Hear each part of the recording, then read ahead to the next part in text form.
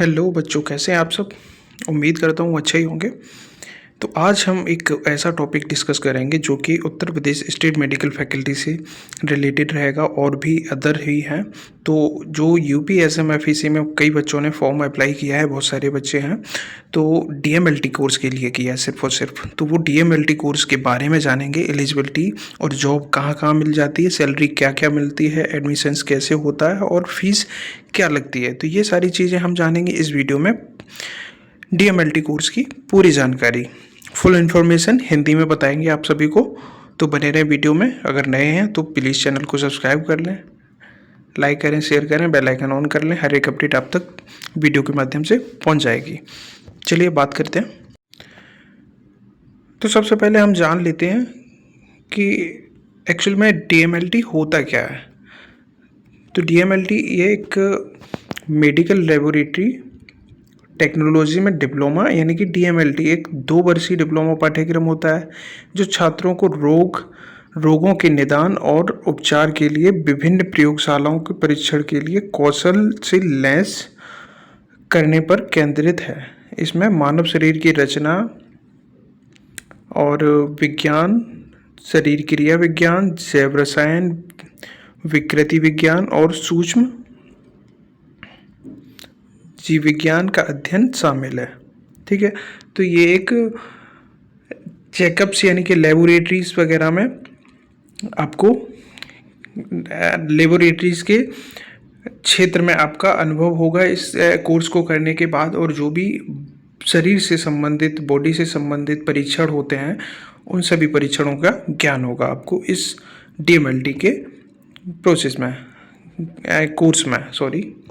तो डीएमएलटी एक स्नातक अस्पतालों, निदान केंद्रों और अनुसंधान प्रयोगशालाओं में प्रयोगशाला तकनीशियन और प्रौद्योगिकी विद या सहायक के रूप में काम कर सकते हैं। तो कहाँ कहाँ आप ये काम कर सकते हैं जॉब, तो ये बताया गया है इसमें कि यहाँ पे आप जॉब भी कर सकते हैं। तो इसमें क्या क्या होता है, ये पाठ्यक्रम का विवरण की बात करें तो अवधि 2 साल का होता है।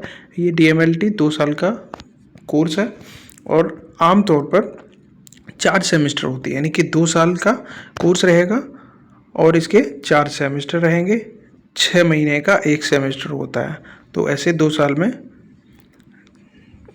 4 सेमेस्टर हो जाते हैं। ठीक है, और पात्रता की बात करें, क्योंकि यूपी एसएमएफईसी में जो फॉर्म अप्लाई कर दिए हैं मेरिट बेस पे ये डीएमएलटी कोर्स लेना चाहते हैं, तो उनके लिए तो सबसे अच्छी वो अपॉर्चुनिटी है कि अपॉर्चुनिटी के साथ ही आपकी परसेंटेज, अगर जो भी परसेंटेज है वो अगर अच्छी है तो आपको डीएमएलटी कोर्स आसानी से मिल जाता है। तो आपको ये एलिजिबिलिटी आपको भी कंप्लीट करनी पड़ती है, क्राइटेरिया रखनी पड़ती है। तो क्योंकि पात्रता क्या, भौतिकी, रसायन विज्ञान और जीव विज्ञान यानी कि पीसीबी, फिजिक्स, केमिस्ट्री, बायोलॉजी, या कुछ मामलों में गणित यानी कि मैथ, पीसीएम या पीसीबी के साथ 10th और 12th यानी कि 12th पास होनी चाहिए। ठीक है, तभी आपको एलिजिबिलिटी का क्राइटेरिया पार करेंगे और आप डीएमएलटी कर सकते हैं।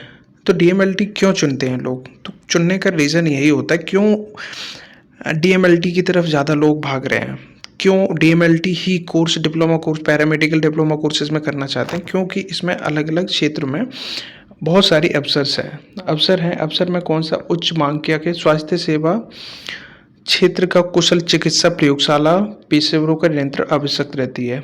तो यहाँ पे आवश्यकता रहती है चिकित्सा प्रयोगशालाओं में। ठीक है, और कैरियर की स्थिरता में, तो यानी कि डीएमएलटी एक बढ़ते क्षेत्र में नौकरी की सुरक्षा प्रदान करता है। यानी कि आप डीएमएलटी को पास करने के बाद, माफ़ करिएगा, पास करने के बाद आप अलग अलग क्षेत्र में आप जॉब के अवसर आपके लिए खुल जाते हैं। और आकर्षक कैरियर पथ, तो डीएमएलटी स्नातकों का सार्वजनिक और निजी दोनों क्षेत्रों में अवसर मिल जाते हैं। यानी कि इससे स्नातकों में सार्वजनिक और निजी क्षेत्रों में, यानी कि इसमें दोनों तरीके से आपको फ़ायदा होता है। प्राइवेट में भी आप कर सकते हो, इसी के साथ गवर्नमेंट में भी आपके ऑप्शंस होते हैं, तो कहीं भी आप जॉब कर सकते हैं। तो स्वास्थ्य सेवा में योगदान, तो इसका क्या रहता है, डीएमएलटी पेशेवर रोग निदान और उपचार महत्वपूर्ण भूमिका निभाते हैं, क्योंकि डीएमएलटी में जो भी पैथोलॉजीज वगैरह होती हैं लोकल में खोल लेते हैं, उसमें सीबीसी वगैरह जो भी होते हैं उसमें हर एक चीज़ बारीकी से आपको सिखाई जाती है और आपको जो भी रिपोर्ट्स होती है उसको एनालिसिस करना सिखाया जाता है कि क्या है रिपोर्ट में, क्या क्या। काफ़ी सारे बॉडी चेकअप्स होते हैं, तो उन सभी चेकअप्स के रेंजेस और क्या क्या होता है, अगर हाई है तो क्या है, लो है तो क्या, मतलब हर एक चीज़ डीपली में आपको अच्छे से डिस्क्राइब करके समझाया जाता, बताया जाता। तो और कहाँ कहाँ आप डीएमएलटी करने के बाद जॉब कर सकते हो, सबसे बड़ा सवाल और सबसे ज़्यादा बच्चों का पूछे जाने वाला सवाल है ये कि हम जॉब पाएंगे या नहीं पाएंगे। तो ये चीज़ देखें, जॉब रोल क्या क्या, हाँ, तो जॉब रोल क्या क्या रहते हैं, मेडिकल लेबोरेटरी में मेडिकल लेबोरेटरी टेक्नीशियन के तौर पे आप काम कर सकते हैं, फ्लेबोटोमिस्ट के तौर पे काम कर सकते हैं और लैब असिस्टेंट के तौर पे काम कर सकते हैं और ब्लड बैंक टेक्नीशियन के तौर पे काम कर सकते हैं आप, ठीक है ना। तो और इसी के साथ पैथोलॉजी टेक्नीशियन भी काम कर सकते हैं, रिसर्च एसोसिएट हो गया, लैब सुपरवाइज़र और quality assurance technician, clinical research coordinator. तो ये कुछ और भी हैं, health care assistant, laboratory analyst, research assistant, ये सारी अलग अलग जगह पे आप एज ए वर्क कर सकते हैं, ठीक है। और कैरिकुलम क्या होता है, यानी कि कैरिकुलम जो कि आप इन टॉपिक्स, इन सब्जेक्ट्स को अच्छे से समझते हैं, पढ़ते हैं, उसके बाद ही आप ये सारी चीज़ें समझ पाते हैं। तो क्या क्या रहता है, तो इसमें सबसे पहले इसमें है जैसे कि आप ह्यूमन एनाटॉमी एंड फिजियोलॉजी, तो इसमें ह्यूमन एनाटॉमी एंड फिजियोलॉजी, तो एनाटॉमी और फिजियोलॉजी को ब्रीफली आप समझते हैं, पढ़ते हैं, उसके बाद पहले तो बॉडी के बारे में आप जानेंगे तो वो होगा, फिर बायोकेमिस्ट्री रहेगा, फिर उसके बाद pathophysiology including haematology, clinical pathology, parasitology और माइक्रोबायोलॉजी और सेरोलॉजी। तो ये सारी चीज़ें आपको हर एक रिपोर्ट में, मतलब रिपोर्ट्स में आपको देखने को मिलती हैं। तो इसको आपको अच्छे से पढ़ना होगा, जब आप अच्छे से पढ़ेंगे, ये कॉलेज में आपको पढ़ाया जाएगा, आप समझाया जाएगा, तब आप जाके समझते हैं अच्छे से, तभी पता चलेगा कि हाँ ये क्या क्या होता है। Histology, cytology, blood banking and transfusion technology, immunology and serology and molecular biology and techniques. तो ये कुछ सब्जेक्ट्स हैं जो आपको पढ़ने हैं।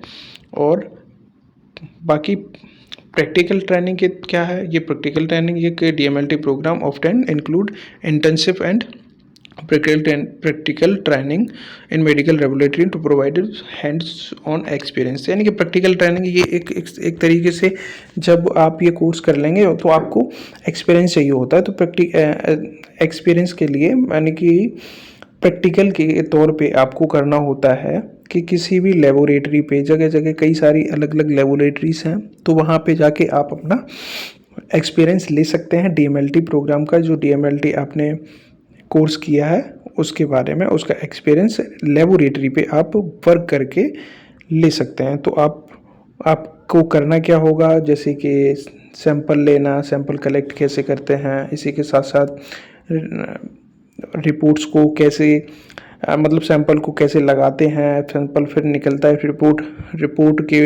रिपोर्ट में फिर क्या क्या होता है, कुछ क्या क्या चीज़ एनालाइज की जाती है, क्या क्या टॉपिक्स होते हैं, क्या क्या मेन पॉइंट्स होते हैं, इम्प्रेशन क्या रहता है, ये सारी चीज़ें आपको इसमें बतानी होती हैं, समझानी होती हैं। ये चीज़ें आप जान जाएंगे जब आप प्रैक्टिकल ट्रेनिंग करेंगे तब।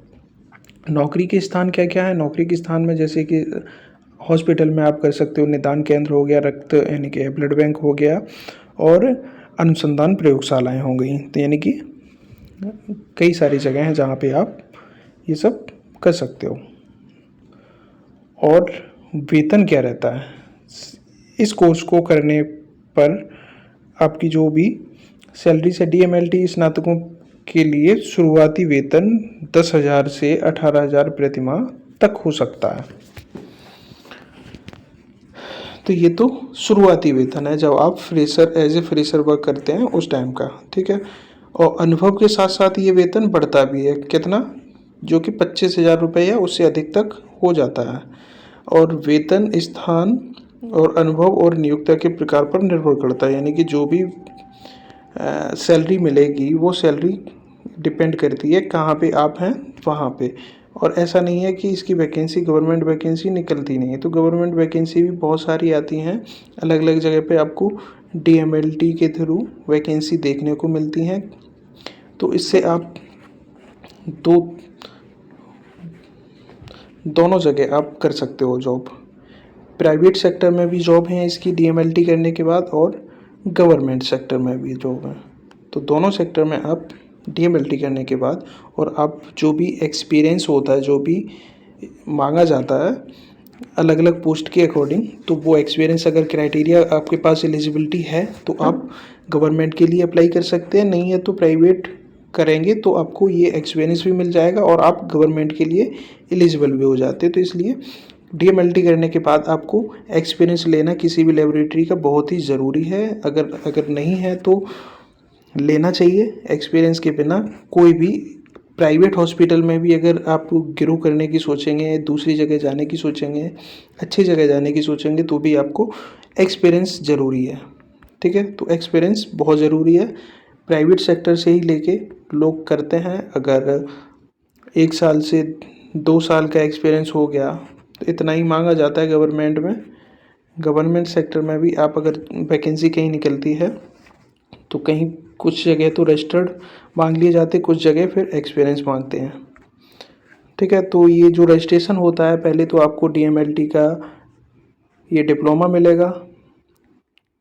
ठीक है, डिप्लोमा मिलने के बाद आपको फिर रजिस्ट्रेशन कराना पड़ेगा। रजिस्ट्रेशन कहाँ से होगा? वो होगा Uttar Pradesh state medical faculty से। अगर आप उत्तर प्रदेश से हैं तो UPSMFEC, अलग अलग स्टेट रजिस्ट्रेशन होता है इसका। तो जो जिस स्टेट से आप हैं वहाँ की जो भी फैकल्टी होती हैं पैरामेडिकल की, वो फैकल्टी आपको डिप्लोमा प्रोवाइड कराती हैं। ठीक है, तो ये रजिस्टर्ड आप DMLT करने के बाद रजिस्टर्ड हो जाते हो, तो फिर उसके बाद आप किसी भी गवर्नमेंट जॉब या वैकेंसी के लिए अप्लाई कर सकते हैं और आप अपना करियर आगे ग्रो कर सकते हैं। ठीक है, चलते हैं। कमेंट बॉक्स में ज़रूर बताएं कैसा लगा वीडियो, और किसी और टॉपिक पे वीडियो को बनाना है तो आप बता दें कमेंट बॉक्स में। अगर आप लोगों के ज़्यादा कमेंट्स आएंगे तो हम उस टॉपिक पे वीडियो बना देंगे डिटेल में। थैंक यू, मिलते हैं एक नेक्स्ट वीडियो में।